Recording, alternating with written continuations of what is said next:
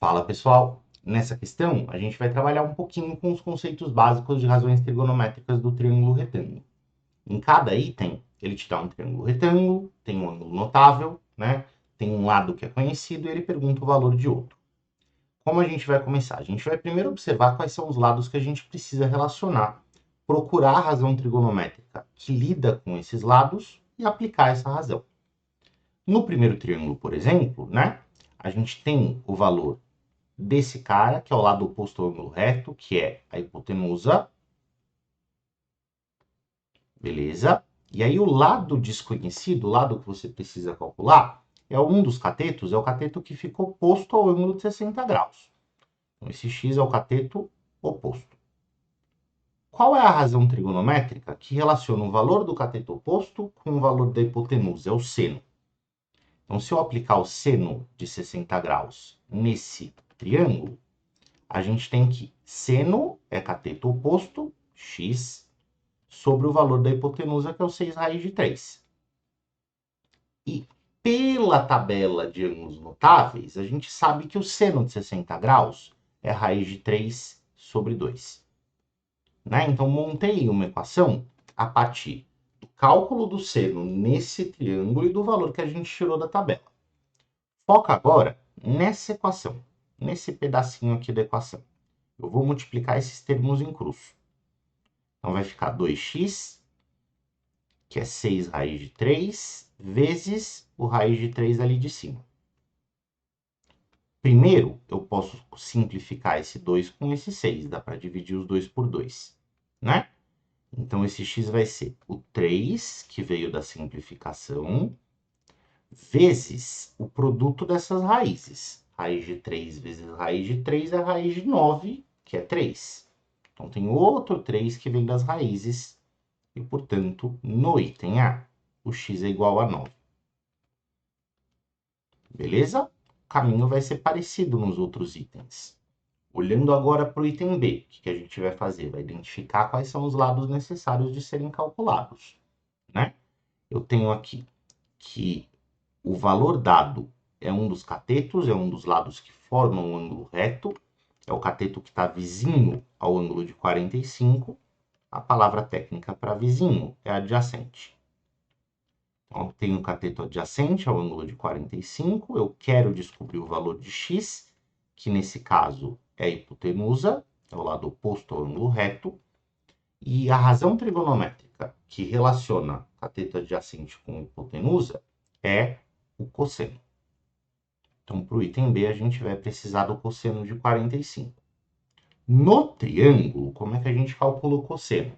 Eu faço o cateto adjacente, que nesse caso é 3 raiz de 2, e divido pela hipotenusa, que é x. E para desenrolar essa equação, eu vou comparar o valor que eu tirei do triângulo com o valor da tabela. O valor tabelado para o cosseno de 45 é raiz de 2 sobre 2. Então, se eu multiplicar isso em cruz, de novo, eu estou focando nessa parte da expressão, eu vou ter que raiz de 2 vezes x é 3 raiz de 2 vezes 2. Você deve perceber que raiz de 2 de um lado corta com raiz de 2 do outro, que já podia ter sido feito na fração, por sinal. E sobra aqui para a gente que o x é 3 vezes 2, ou 6. Esse é o valor do x nesse caso. Nesse item B, eu fiz a resolução longa, certo? Que é a resolução pelo cosseno para a gente praticar isso. Mas na real, na prática, não é isso que você deve fazer. Tem um jeito muito mais rápido de eu calcular o valor desse x. Que é fazer o seguinte. Se a gente pegar só esse triângulo aqui para observar, deixa eu apagar as observações aqui sobre a hipotenusa e sobre o cateto adjacente para a gente conseguir usar aquela figura.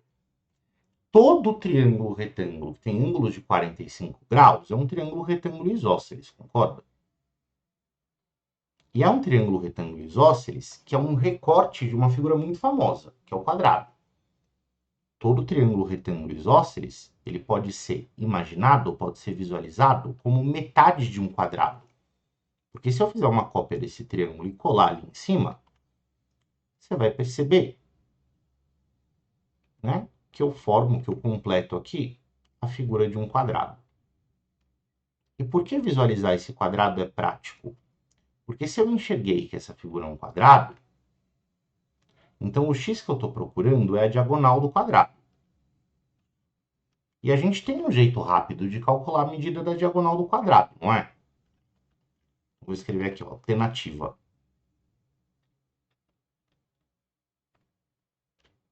A diagonal do quadrado é o lado, que nesse caso é 3 raiz de 2, vezes raiz de 2.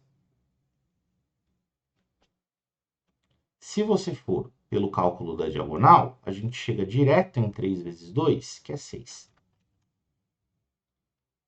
Certo? Nesse caso, eu ainda tive algum trabalho, porque tinha um raiz de 2 que veio da medida do lado, raiz de 2 que veio da fórmula da diagonal, mas no geral é um caminho bem mais prático para você chegar nessa medida da hipotenusa do triângulo retângulo isósceles, certo? Vale a pena você ficar com isso em mente. Para o terceiro triângulo, então, o que a gente pode fazer? A gente vai relacionar de novo, né?